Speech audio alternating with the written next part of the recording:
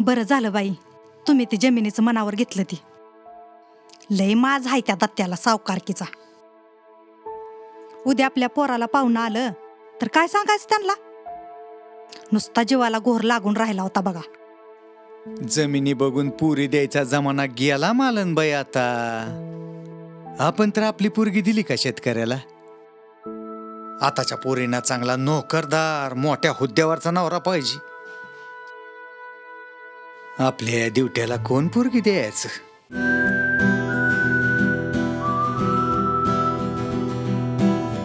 देगावचं पाहुणं समोरून आलत तर ह्यो पोरगा म्हणला काय पोरगी. आता आण म्हणाव गोरी पान कुठनं आणतोय.